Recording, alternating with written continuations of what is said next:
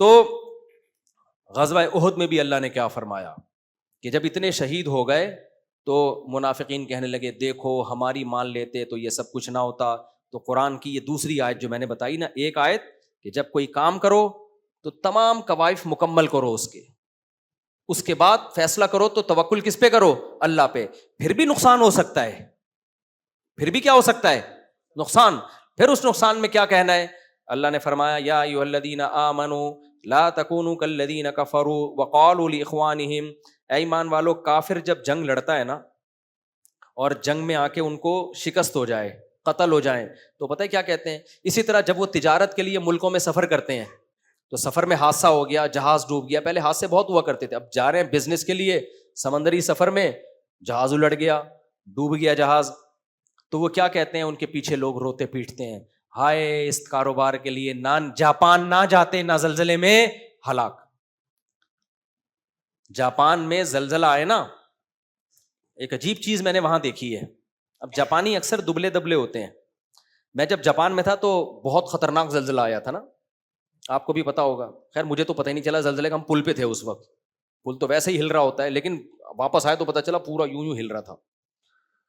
تو میں نے اپنے میزبان سے، ہمارے جو ارشاد بھائی، ان سے پوچھا، میں نے کہا یار یہ تو بڑا خطرناک ہے. وہ ہر ہفتے ایک دو جھٹکے آ جاتے ہیں. انہوں نے کہا کہ ہر ہفتے ایک دو ہل جاتے ہیں تھوڑے سے، تو ہمارے لیے نارمل ہے.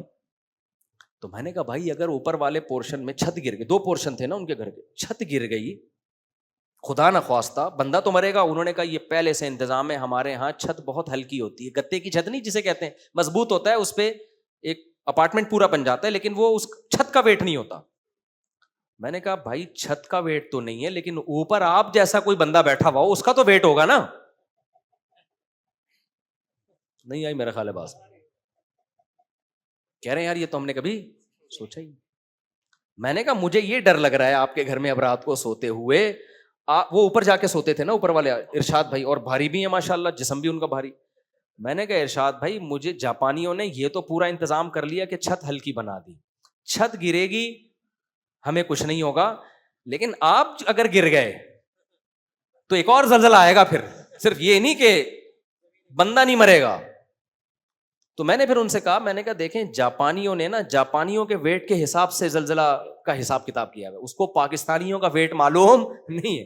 تو آپ جاپان کے سائنسدانوں کو جا کے بتائیں، یا یہاں کے ماہرین زلزلیات کو جا کے بتائیں کہ بھائی اب تھوڑا سا کوئی اور ٹیکنالوجی لے کر آؤ، یا تو اوپر والے اپارٹمنٹ بنانا چھوڑ دو، کیونکہ اوپر بندہ گرے گا تو اس کی ایسی کی، بندے کو کچھ نہیں ہوگا، وہ جس پہ گرے گا نا اس کی ایسی کی تیسی ہو جائے گی. یہ بات پتہ نہیں کہاں سے آ گئی، کیا بات کر رہا تھا. ہاں تو اب آپ سفر پہ گئے، جہاز الٹ گیا، تو کافر کیا کہتا ہے؟ کافر کہتا ہے یار سارے محلے والے آ جاتے ہیں، ابے ہم پہلے ہی کہہ رہے تھے کہ جاپان نہ جاؤ زلزلہ آ جائے گا، ارشاد بھائی گر، استغفر اللہ، وہ ہمارے دوست ہیں وہ گر جائیں گے، اور بھائی جاپان مت جاؤ زلزلہ آئے گا، یہ ہو جائے گا، سونامی آ گیا دیکھو مر گیا، یا جہاز ڈوب گیا، ہم تو پہلے ہی کہہ رہے تھے سفر مت کرو. اسی طرح میدان جنگ میں جب وہ جاتے ہیں قتل ہو جاتے ہیں، بھائی ہم نہ جاتے تو نہ مرتے. یہاں یہ دوسرا حکم ہے اسلام کا. اللہ کہتے ہیں تم کافروں جیسی باتیں مت کیا کرو کہ جب یہ تجارت کے لیے سفر میں نکلتے ہیں نقصان ہو جاتا ہے، کوئی بھی کام کرتے ہیں نقصان ہو جاتا ہے، تو کہتے ہیں نہ کرتے تو یہ نہ ہوتا. نبی نے فرمایا اگر مگر کا جو کلمہ ہے یہ شیطان کا ہتھیار ہے، مسلمان اگر مگر نہیں کرتا. فرمایا تم یہ کیا یہ کہا کرو واللہ یحیی و یمیت، بھائی موت زندگی کس کے ہاتھ میں ہے؟ اللہ کے ہاتھ. موت تو دینی ہے نا اللہ نے، سارے زندہ تھوڑی رہیں گے، ہر ایک کا ایک ٹائم ہے. بچہ جب ماں کے پیٹ میں ہوتا ہے اللہ اس کی موت کا ٹائم لکھ دے. کسی کے بارے میں لکھ دیتے ہیں پیدا ہونے سے پہلے ہی مر جائے گا، صحیح ہے نا. تو اللہ نے لکھا ہوا تھا بھائی. تبھی قرآن کہہ رہا ہے جو لوگ شہید ہو گئے نا غزوہ احد میں، اگر یہ اپنے گھروں میں ہوتے، ان کی موت ان کو کھینچ کے لے کر آتی میدان احد میں، کسی بہانے سے ان کو موت کھینچ کے لاتی. تو تم یہ کہا کرو واللہ یحیی و یمیت، بھائی موت زندگی کس کے قبضے میں ہے؟ اللہ. ہم نے تو سفر کیا تھا کامیابی کے لیے، اب نتیجہ کس پہ چھوڑا تھا؟ اللہ پہ. تو اللہ نے مارنا تھا تو مار دیا.